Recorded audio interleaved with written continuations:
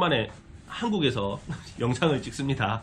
매번 이제 코로나 풀려서 일본 출장 다니고 한다고 이제 해외 영상 위주로 업로드를 해드렸는데 오늘 영상을 켠 이유는 에이전트에 대해서 말씀을 좀 드리려고 해요. 지금 아마 중국 쪽에서 물건 수입하시는 분들은 중국 현지 에이전트들 사정 때문에 상당히 큰 어려움을 많이 겪고 있을 거라고 생각을 하고 있거든요.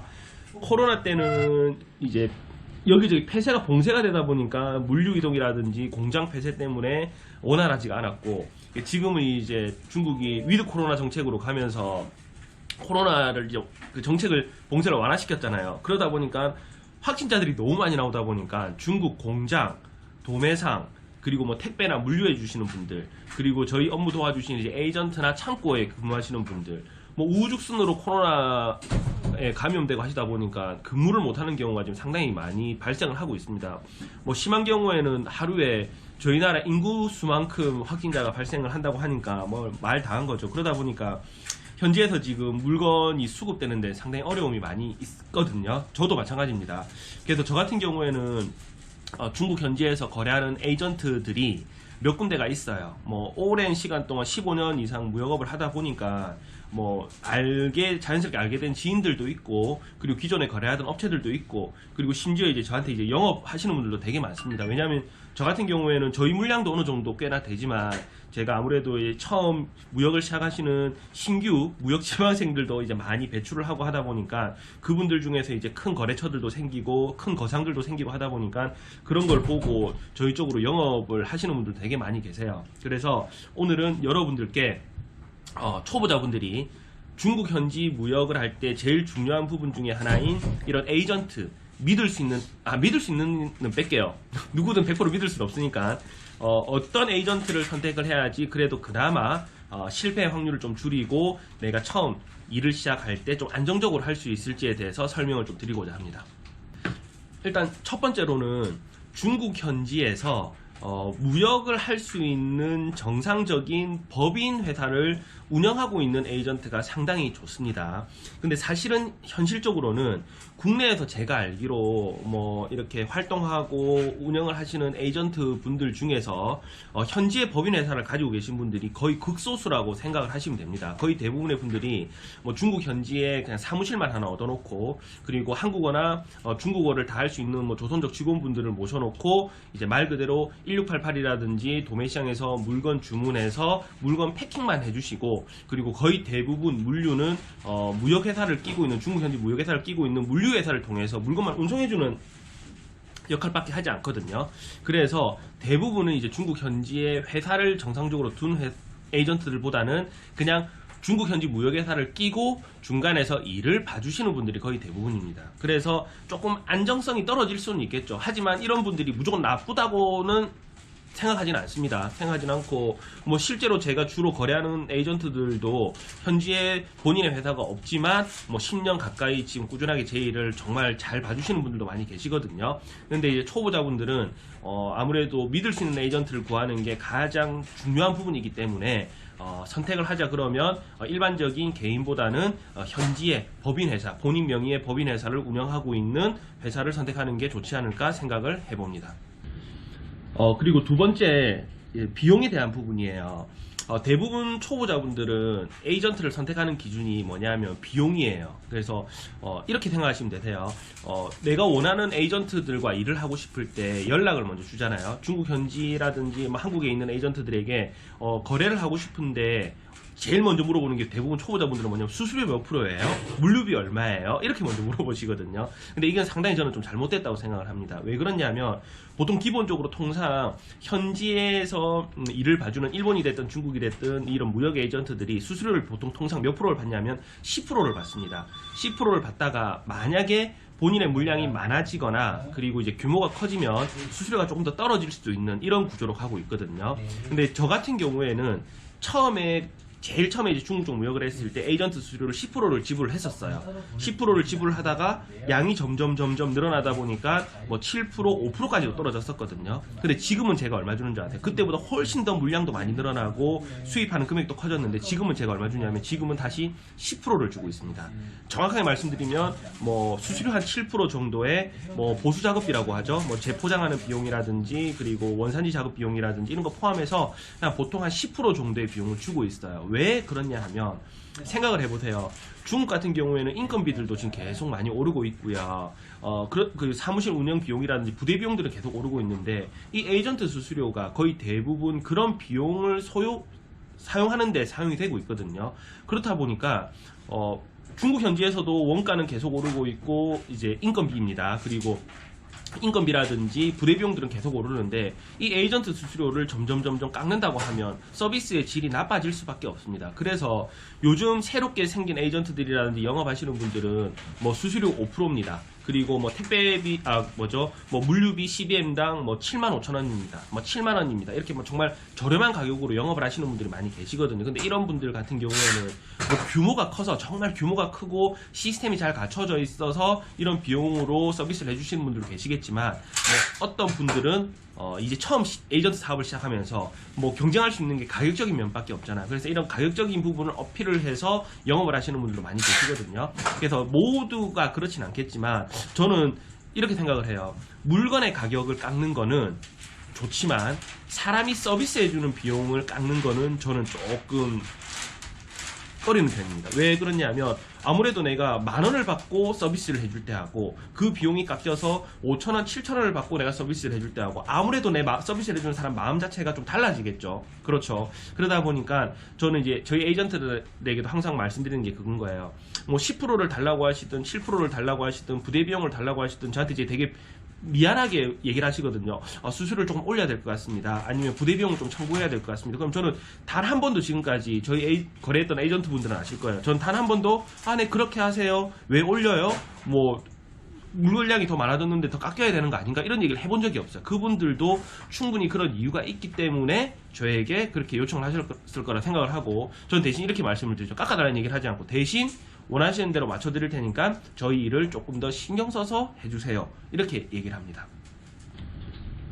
자, 그리고 또 한 가지 마지막으로 말씀드리고 싶은 게 현지 에이전트들을 어떻게 이제 믿고 거래를 할 수 있을까요? 하시는 분들이 많이 계시거든요. 맞아요.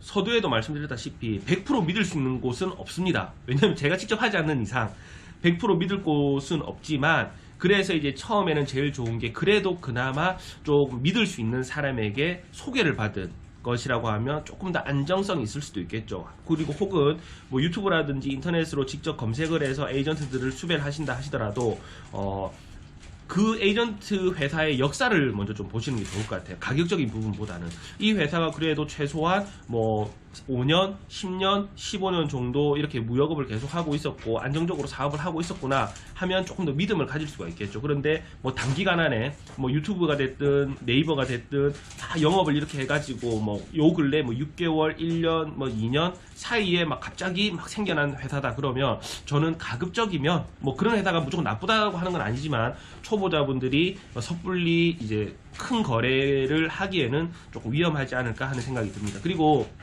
사실 에이전트들도 저도 디테일하게 잘 알지는 못합니다. 잘 알지는 못하고 저는 기본적으로 다른 사람 밥그릇에는 별로 탐을 내지 않는 편입니다. 그냥 제가 하는 일에만 열심히 하고 제가 비용을 지불하면서 에이전트들도 사용을 하고 그리고 일을 하다 보면 그런 유혹들도 되게 많았어요. 제가 수입하는 물량들도 많고 제가 교육을 통해서 이제 무역을 처음 시작하시는 분들도 많이 배출을 하고 하다 보니까 제가 현지에 가서 에이전트를 하면 뭐 추가적인 수익을 얻을 수도 있고 훨씬 더 큰 수익을 얻을 수 있지 않을까 하는 생각에 옛날에는 뭐 그런 생각도 해본 적도 있고요. 사실 뭐 현지에 직원만 하나 두면 되는 거니까. 그리고 또 아니면 어떤 분들은 제안을 주시는 분들도 계세요. 저한테 영업을 하시는 거죠. 내가 중국에 지금 있는데 선생님이 이렇게 회원들을 소개시켜 주시고 선생님 물건을 맡겨 주시면 저희들이 이렇게 수익 나는 부분에 대해서 어느 정도 커미션을 드리겠습니다 하는 분들도 있어요. 분명히. 하지만 저는 그런 거에 대해서는 전혀 욕심내지 않습니다. 왜냐하면 그러면 꼭 사고가 나중에 터지거든요.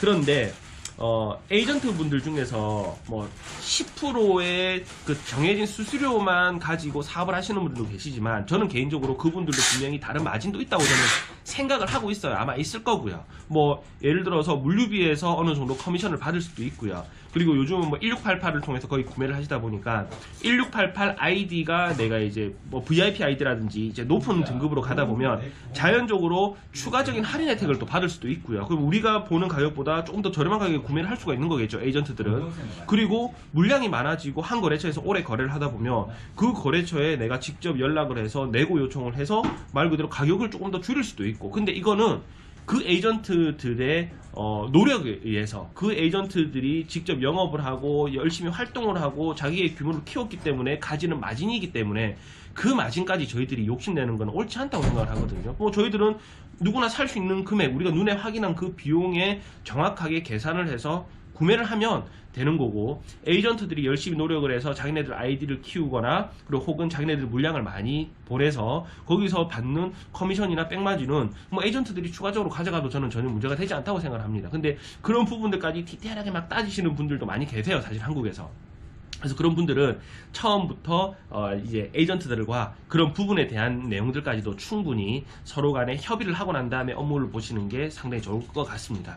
그리고 또 일을 하다 보면 확실하게 이제 영수증 처리라든지 이런 부분들이 애매한 부분들이 많이 있어요. 예를 들어서 뭐 현지에서 발생하는 수수료 10% 같은 경우에는 이거는 병비 처리를 해야 되는데 현지에서 발생한 서비스다 보니까 어떻게 보면 세금계산서 발행받기도 힘들거든요. 그래서 이거를 어떤 식으로 이제 비용 처리를 할지 이런 부분들도 이제 에이전트들하고 협의를 또 하셔야 되는 거고요. 그리고 무엇보다 제일 중요한 거, 이건 마지막으로 제가 말씀을 드릴게요. 에이전트들하고 거래를 하실 때 간혹 가다가 중국에서 물건을 내 이름으로 수입을 하는데 한국 돈으로 한국 계좌로 입금을 해주시는 분들이 많이 계세요. 이걸 디테일하게 들어가자 그러면 상당히 또 이제 설명이 길어지기 때문에 이걸 제가 유튜브 상에서 말씀드리기 힘들고요. 이렇게만 이해를 하세요. 제가 중국에서 물건을 수입을 했지 않습니까? 그럼 제가 거래하는 곳은 어디냐면 중국에 있는 수출 회사가 저의 거래처예요. 그렇죠? 그러면 제가 물품 대금은 어디로 입금을 해줘야 될까요? 그렇죠. 중국에 있는 그 수출 회사로 제가 직접 입금을 해줘야지만 정확한 결제가 되는 겁니다. 그런데 대부분의 분들은 아마 뭐 한국에 있는 뭐 통장으로 입금을 해준다든지 아니면 뭐 다른 방식으로 뭐 나쁜 방식으로 이제 뭐 처리를 하고 하시는 분들 계시는데, 그렇게 해서 뭐 당장은 큰 문제가 되진 않겠지만 만약에 여러분들이 규모가 점점 커진다 그러면 나중에 100% 외환관리법 위반이라든지 이런 관세법적으로 문제가 될 소지가 있습니다. 그래서 무역이라고 하는 게 사실은 뭐 동대문에서 물건 떼온다든지 우리나라 뭐 국내 도매국이라든지 스마트 스토어에서 물건 산다든지 이런 개념이 아니에요. 해외와 우리 회사와 거래를 하는 거고 외환이 오고 가는 거고, 그리고 우리나라로 반입되는 첫 번째 이런 재화가 우리나라로 반입되는 첫 번째 기준 절차이기 때문에 이런 부분에 대해서 여러분들이 조금 더 무역에 대한 전문적인 공부를 조금 더 하시는 게 여러분들이 사업을 더 키워나가시는데 많은 도움이 되실 거라고 생각을 합니다. 그래서 오늘은 뭐 그냥 주저리 초보자분들이 현지의 에이전트들, 어떤 에이전트들을 선택을 해야지 고민을 많이 하시는 분들이 계시더라고요. 그래서 제가 간략하게 이런 내용에 대해서 설명을 드렸습니다. 오늘 2022년도 마지막 날이거든요. 이제 업무의 마지막 날, 이제 진짜 마지막 날은 내일이고 오늘 금요일인데 오늘도 저도 이제 저희 직원들하고 올해 마무리 잘하고 내년 계획도 오늘 식사하면서 간단하게 좀 세우고 하루를 마무리할까 합니다. 2022년도 제 영상 봐주셨던 모든 분들, 구독자분들, 그리고 스쳐 지나가시는 분들 감사드리고 내년에도 더욱더 왕성히 활동하는 모습, 그리고 먼저 앞장서서 다양한 온라인 쪽, 무역 쪽 경험을 하는 모습을 영상으로 많이 보여드리도록 하겠습니다. 감사합니다. 새해 복 많이 받으세요.